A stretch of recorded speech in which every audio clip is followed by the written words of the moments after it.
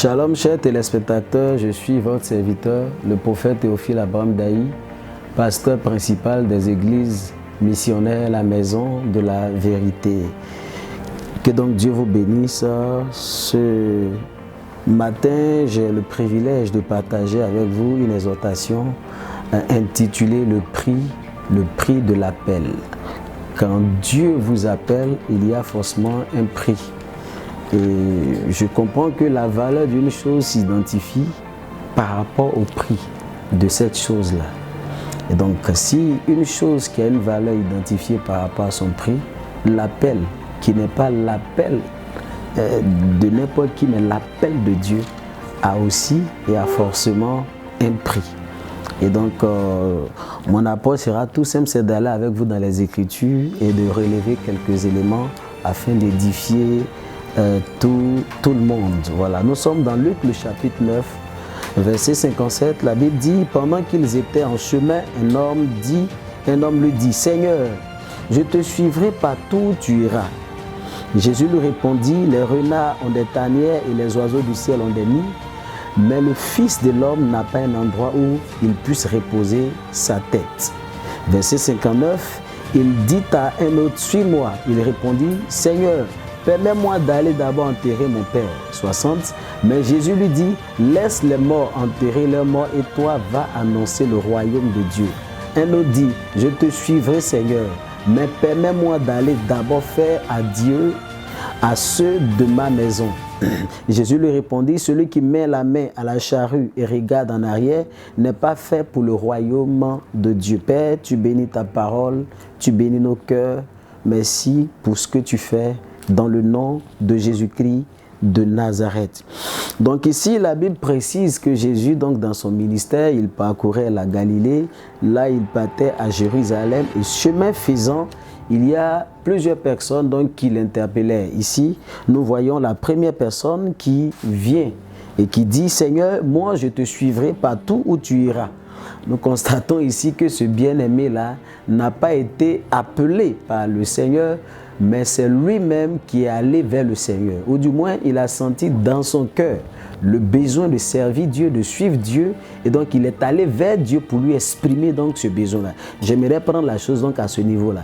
Il sent un besoin, il sent un fardeau dans le cœur, n'est-ce pas, d'aller pour Dieu, de suivre Dieu. Et il va vers Dieu pour lui poser la question. On voit Ésaïe, par exemple, qui prophétisait déjà lorsqu'au jour de la mort, n'est-ce pas, du roi Osias, la Bible dit que le Seigneur s'est révélé à lui. Donc la révélation est venue un peu plus tard, la révélation de son appel. Quant à Jérémie, on lui dit, avant que tu ne sois conçu dans le ventre de ta mère, je te connaissais.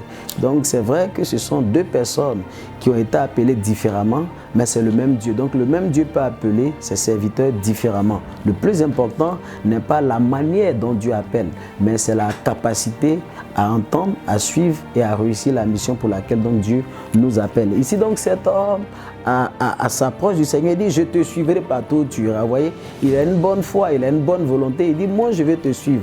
Partout où tu vas aller là, je vais te suivre. Et Jésus dit à cet homme, les renards ont des tanières et les oiseaux du ciel ont des nids, mais le Fils de l'homme n'a pas un endroit où il puisse reposer la tête. Nous allons, à partir des réponses que Jésus donne à chaque individu, faire ressortir, n'est-ce pas, le prix que cette personne doit payer si elle veut suivre bien sûr le Seigneur. Voici quelqu'un qui manifeste son désir de suivre le Seigneur, il exprime son désir de suivre le Seigneur, il n'a pas eu honte de le dire tout haut, il dit « je te suivrai ». Et Jésus, plutôt que de dire à cet homme « allez viens, suis-moi », il dit « les renards ont des tanières, les oiseaux du ciel ont des nids, mais le Fils de l'homme n'a pas un endroit où il puisse reposer sa tête ». En fait, par la réponse du Seigneur, nous comprenons, parce que quand le Seigneur répond ou répondait aux questions des scribes et des pharisiens, et même dans la parole de Dieu, il allait toucher aux réels problèmes, aux réels besoins des gens. Souvent, nous ne connaissons pas nos réels problèmes, nos réelles motivations, mais les réponses du Seigneur sont de nature à révéler nos motivations, nos intentions et aussi ce de quoi nous sommes capables. Ici, il lui dit, les renards là ont des tanières, les oiseaux du ciel ont des nids, mais le Fils de l'homme que je suis n'a pas un endroit où il puisse reposer la tête. Certainement que cet homme avait encore dans le cœur, n'est-ce pas, un cœur attaché au bonheur matériel, aux choses de ce monde, à l'opulence, à la gloire de ce monde, au bien-être. Son cœur était attaché encore à ces choses-là. Alors le Seigneur lui a dit, ah, tu veux me suivre, c'est bon, mais il faut que je t'informe que où on va là, parfois même il y a des endroits où on ne dort pas. C'est pas trop sûr même qu'à tel endroit on puisse avoir à manger. Donc si tu veux me suivre, comprends que le plus important c'est de gagner les âmes. Et pour sauver les âmes là, il y a beaucoup de sacrifices à faire, il y a des prix. Il y a un prix que tu dois payer. Tu es peut-être un fils à papa, tu es peut-être né dans de très bonnes conditions, tu as peut-être tout l'or de ce monde, mais je t'informe qu'il va falloir renoncer à toi, mais il va falloir oublier des choses que tu pourrais aimer, des choses qui font, n'est-ce pas, ta vie, n'est-ce pas, si tu veux me suivre. Et donc il dira à cet homme, les renards là ont des tanières, les oiseaux ont des nids, mais le Fils de l'homme n'a pas un endroit où reposer la tête. Juste pour dire, pour mettre le doigt sur le problème de cet homme, pour dire, tu es encore trop attaché à ton bien, tu es encore trop attaché à la mode, tu es encore attaché, n'est-ce pas, au luxe, tu es encore attaché au confort. Et de telles personnes, si le problème n'est pas réglé maintenant, ça va les rattraper demain dans le ministère. Vous voyez, le ministère c'est comme le mariage. Généralement, ce qui amène les gens au divorce était déjà au départ, mais ça n'a pas été identifié ou bien ça a été négligé. Le Seigneur ne veut pas que dans ce mariage avec lui, des choses qu'on pourrait négliger ou bien des choses juste par précipitation ou bien peut-être par effet des mots ou bien par snobisme, par joie. Vraiment, je veux suivre le Seigneur, je t'aime Jésus, je veux te suivre, je veux te servir. Il ne faudrait pas que ces choses-là, n'est-ce pas, nous amènent à oublier qu'il y a vraiment un prix à payer, que cette affaire-là, elle est sérieuse. Jésus dit c'est une affaire, elle est sérieuse. C'est pas partout on va manger, je t'informe. C'est pas partout on aura des offrandes, je t'informe. C'est pas partout on aura l'occasion même de dormir, je t'informe. On pourra passer peut-être des nuits blanches. On sera, n'est-ce pas, face à des oppositions. Donc je t'informe, tu veux me suivre, voici le prix que tu dois payer. Renonce au confort, renonce à ce style de vie, n'est-ce pas, qui ne pense qu'à soi, qui ne pense qu'à se mettre à l'aise si tu veux servir pour ma cause. Donc voici le premier élément, n'est-ce pas, que je vous soumets. Donc il faut renoncer, n'est-ce pas, à son confort. C'est un prix que chacun, celui qui veut répondre à l'appel du Seigneur doit pouvoir payer s'il veut suivre le Seigneur, s'il veut répondre à l'appel. Verset 59, il s'agit donc du deuxième personnage. Il dit à un autre, suis-moi. Il répondit, Seigneur, permets-moi d'aller d'abord enterrer mon père. Mais Jésus lui dit, laisse les morts enterrer leurs morts et toi, va annoncer le royaume de Dieu. À la différence du premier personnage ici, c'est Jésus lui-même qui appelle. Pour le premier personnage, c'est lui qui allait vers Jésus. Mais le deuxième personnage, c'est Jésus même qui allait vers lui, dit, il allait vers un autre et puis dit, toi, suis-moi, toi, suis-moi. Et l'homme lui dit, Seigneur, pour te suivre, il n'y a pas de problème, je vais te suivre. Mais permets que je puisse aller, n'est-ce pas, enterrer mon père. Ah, aller enterrer son père, si c'est quelque chose de mauvais. Aller au funérailles, si c'est quelque chose de mauvais. La Bible même ne dit pas qu'il faut honorer son père et sa mère. La Bible même ne dit pas qu'on doit bien se comporter, on doit être des modèles dans nos différentes familles. Mais pourquoi Jésus n'a-t-il pas accepté la raison ou bien le motif, n'est-ce pas, évoqué par cet homme? Mais c'est tout simple. Regardez ce qu'il dit par la suite. Il dit, laisse les morts enterrer leurs morts parce que de toutes les façons, il est déjà mort. Pas que je banalise cette affaire-là, mais le Seigneur est en train d'établir l'ordre de la priorité, l'ordre des priorités. Il est en train de dire que ceux qui ne sont pas encore morts et qui ont besoin de Jésus-Christ, leur cas est plus urgent, leur cas est plus important que ceux qui sont déjà morts. Parce que ceux qui sont déjà morts, il n'y a pas de messe et requiem, il n'y a pas de prière encore, on va faire pour que ça change. Donc, c'est vrai, tu dois enterrer ton père, c'est normal. Mais caromab, c'est normal. Mais l'urgence, c'est pour ceux qui sont encore vivants, qui sont en train d'aller à l'enfer. Jésus donc met la priorité ici, Jésus met l'emphase ici, n'est-ce pas, sur le salut des âmes. Sur le salut des âmes. Vous reconnaîtrez que quelqu'un est vraiment appelé par Dieu par sa capacité à payer le prix pour sauver les âmes.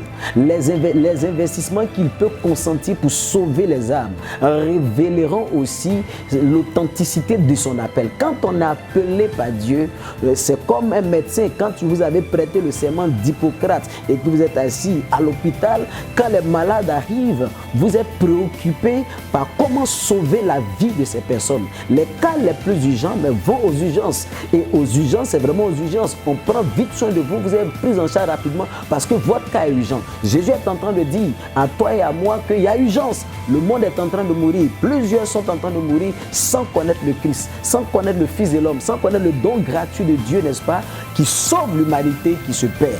Alors il dit, arrête tes histoires de je m'en vais au funérail, arrête tes histoires de mon père mort, tout ça là. Le royaume de Dieu d'abord. Donc dans tout ce que nous faisons, Jésus veut que nous puissions mettre le salut au-dessus de tout. Vous savez, la mort d'un être comme un père est quelque chose qui touche tout le monde, est quelque chose de fort. Voilà. Donc Jésus n'est pas en train de mépriser ça, non, il est juste en train d'établir, n'est-ce pas, la priorité des choses pour dire, tu dois pouvoir voir le salut des âmes d'abord et en toute chose. Enterrer ton père, c'est tout à fait normal, c'est légitime. Mais même devant ça, l'urgence du salut des âmes, le salut des âmes, pardon, est la chose la plus urgente. Donc, si vous me comprenez bien, bien-aimé de Dieu, le deuxième élément, n'est-ce pas, sur lequel j'aimerais attirer notre attention pour payer le prix de notre appel, c'est de mettre la priorité, d'accorder la priorité, n'est-ce pas, au salut des âmes. Il dit, le bon berger, il donne sa vie pour ses brebis. Si quelqu'un donne sa vie pour ses brebis, mais qu'est-ce qu'il ne peut pas donner d'autre, puisqu'il l'a donné toute sa vie? David, se retrouvant devant le roi Saül, il va le dire, quand ton serviteur faisait perdre les troupeaux de son père, les brebis de son père, là-bas en campagne, quand l'ours venait, quand le lion venait et prenait une des brebis de mon père, je poursuivais l'ours, je poursuivais le lion. Et si le lion résistait, je l'attrapais, je la battais, j'arrachais la brebis. Donc regardez, pour des brebis, pour des moutons, d'un homme, regardez comment David peut se battre. David qui est identifié au berger, et David qui a écrit le psaume chapitre 23.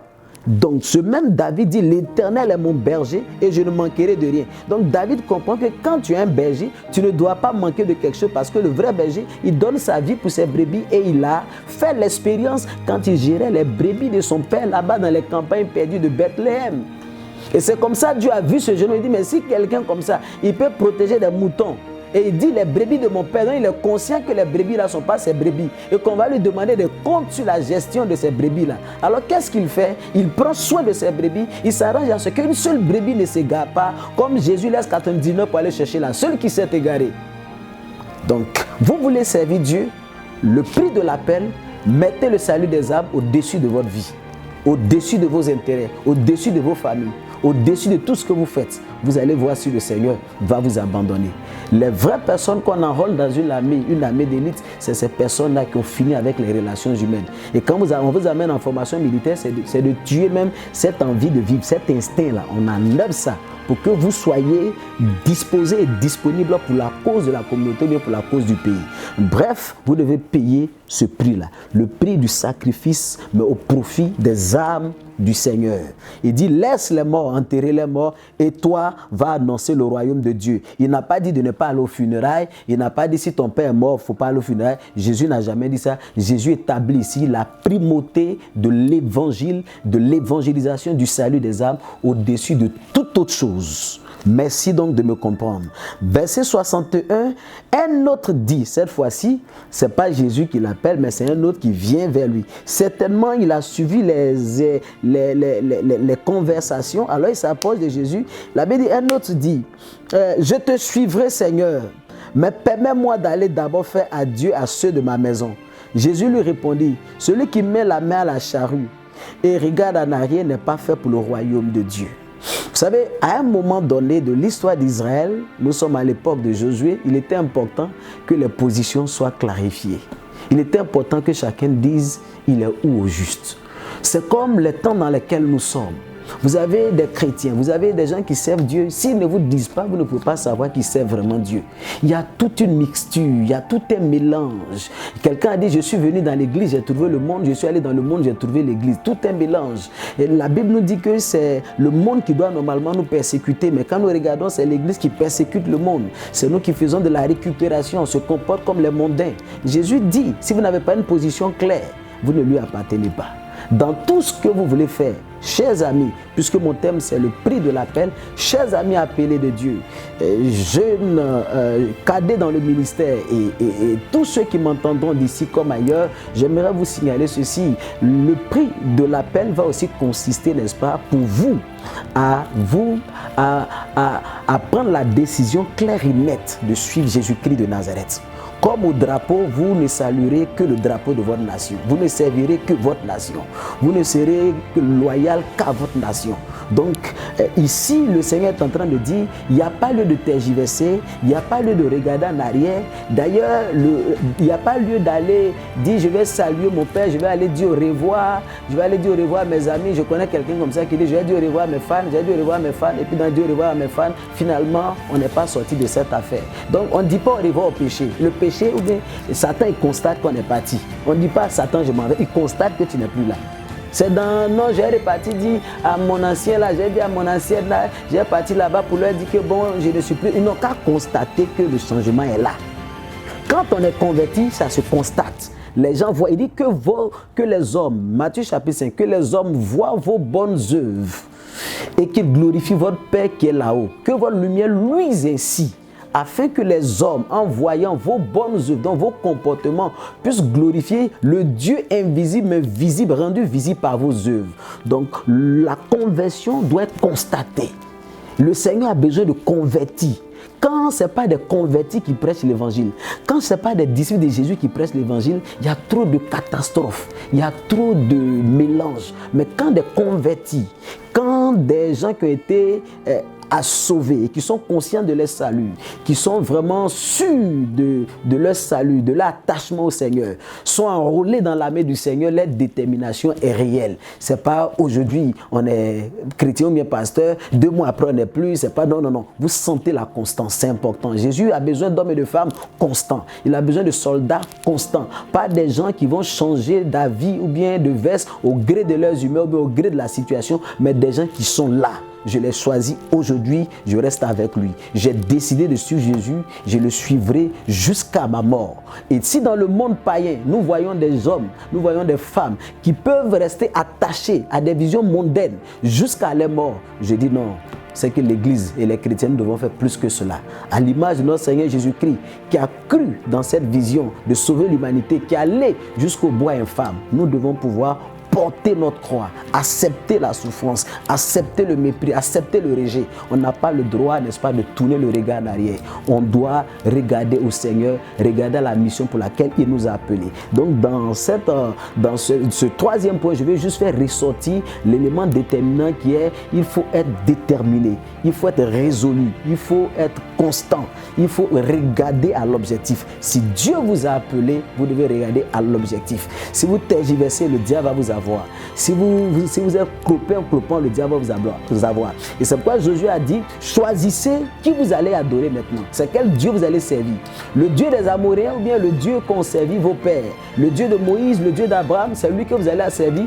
Sinon moi et ma maison, nous là, on a choisi de servir l'Éternel. Je vais dire à quelqu'un, choisis aujourd'hui de servir l'Éternel. Si tu dis Dieu t'a appelé, le prix que tu dois consentir, c'est le choix que tu dois faire. Il faut que tu fasses un choix. Tu ne peux pas être avec les gens du monde et puis être avec nous. Ça ne marche pas. Tu ne peux pas être à droite et puis à gauche en même temps. Ça ne marche pas. Tu ne peux pas être au nord et puis au sud en même temps. Ça ne marche pas. Tu ne peux pas être à l'est et puis à l'ouest en même temps. Non. Cette position où on ne sait pas trop, on est position de caméléon, ça doit pouvoir s'arrêter une bonne fois pour toutes. La récréation, je suis venu t'annoncer, doit s'arrêter si tu veux servir le Seigneur. Une année de sanctification, une année de péché. 10 ans de sanctification, 10 ans de péché.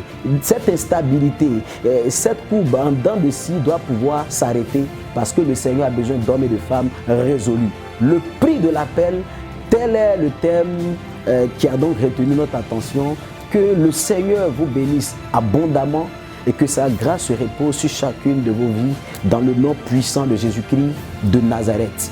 Amen.